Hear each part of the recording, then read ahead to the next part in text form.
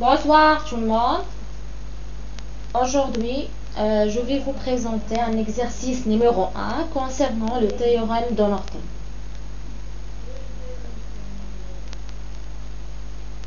Exercice numéro 1.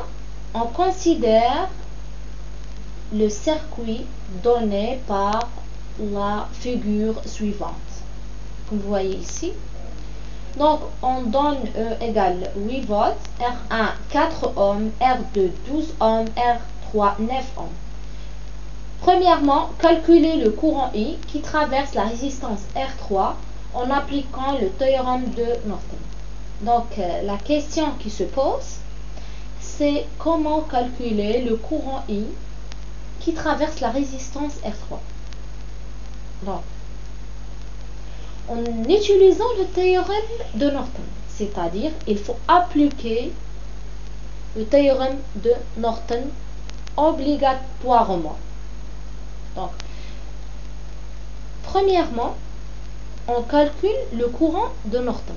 Après, deuxièmement, on calcule la résistance de Norton.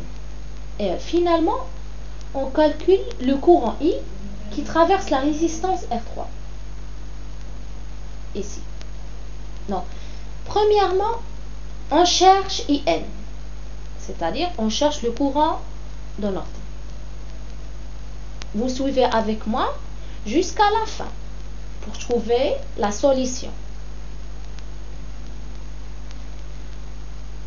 Maintenant, la démarche suivante. On débranche la résistance R3. Toujours. On débranche la résistance R3. Cette résistance qui se trouve entre les bornes A et B sera débranchée. C'est la première chose qu'on doit faire. Deuxièmement, pour calculer IN, je mentionne, on met un fil entre les bornes A et B, c'est-à-dire on court-circuit les bornes A et B. Donc ici, on a IN.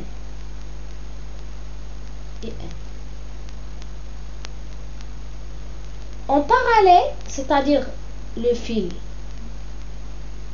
entre les bornes A et B, est en parallèle avec la résistance R2. Donc cette résistance ne fonctionne pas. Lorsqu'on a un fil en parallèle avec une résistance, la résistance R2 sera débranchée, c'est-à-dire il ne fonctionne pas. Donc on trouve que le circuit soit comme ça. Donc on applique E égale R1 fois IN. Donc on a E égale R1 fois IN. On trouve que IN égale E divisé par R1. Finalement, on trouve que le courant de Norton égale à 2 ampères. Maintenant,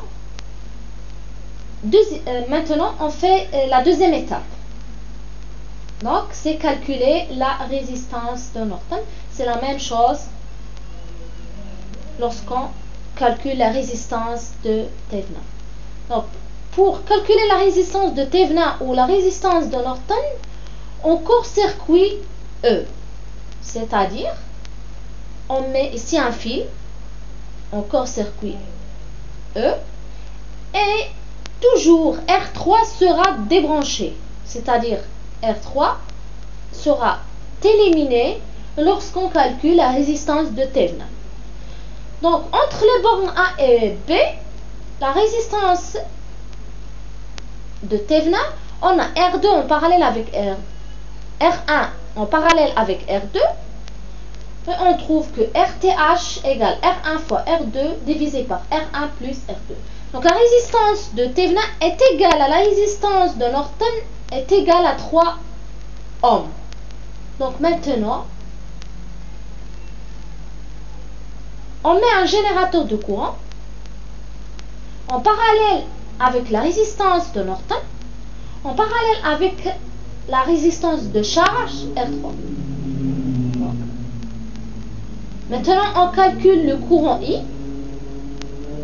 I. Vous suivez avec moi l'étape. C'est une étape plus facile. Donc, on met ici le courant qui traverse la résistance de Norton. C'est IN moins I. IN moins I. On applique la loi des nœuds. Et on trouve que le courant qui traverse la résistance de Norton est égal à IN moins I. Donc Rn fois IN moins I, comme vous voyez ici, est égal à R3 fois I. R3 fois I. Donc, on a IN fois Rn est égal à R3 fois IN plus I fois Rn. On factorise par I. On trouve que R3 plus Rn fois I est égal à IN fois Rn. Donc, on trouve finalement que I égale Rn fois IN divisé par R3 plus Rn. Et on trouve que I égale 0,03. Finalement, je vous souhaite bonne chance et à la séance prochaine, Inch'Allah. Vous suivez avec moi tous les vidéos. Et n'oubliez pas de faire un like et encore de mettre un subscribe. Au revoir.